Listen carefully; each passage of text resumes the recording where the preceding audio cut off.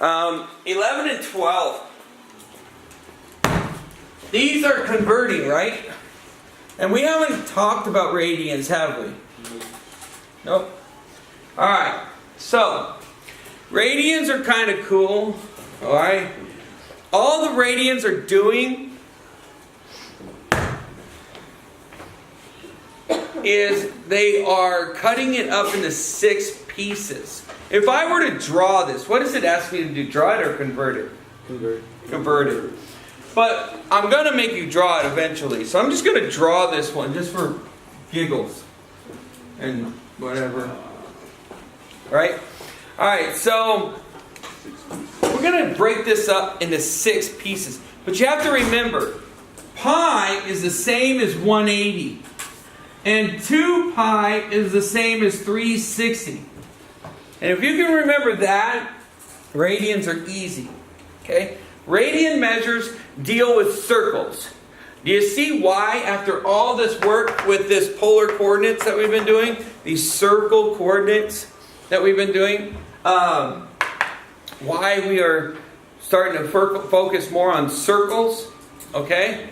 So with pi equaling 180, the easy thing to do is to multiply 180 over pi, because that's 1, right? And what it's going to do is get rid of the pi, okay? And the way I do this is I do this upside down division, okay? And when we do this, I say, well, what goes into 180 and 6? Or 180 and 6? I go, well, 6 does, right? So I got 29, and a pi goes into both of those, top and bottom, right? So I got 29, 6 goes into 180 30 times, and the 6 pi goes into 6 pi once. So then I have 30 times 29. And then I just do 30 times 29.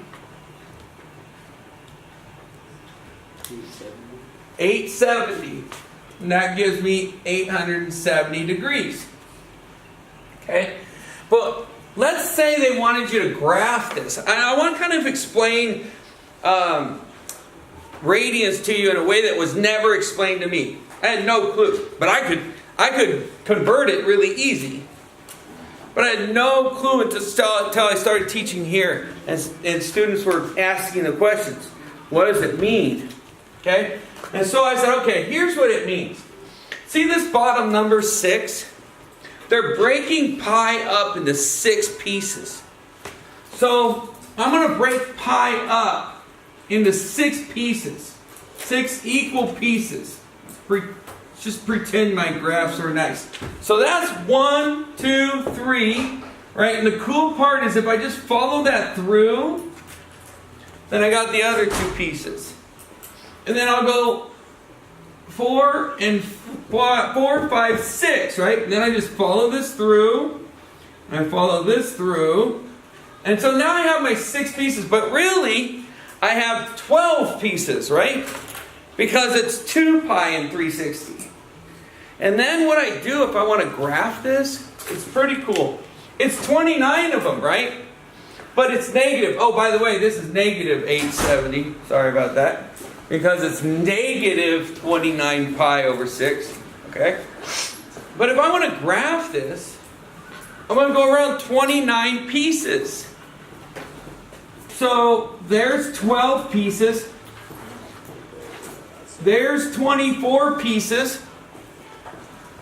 25, 26, 27, 28, 29.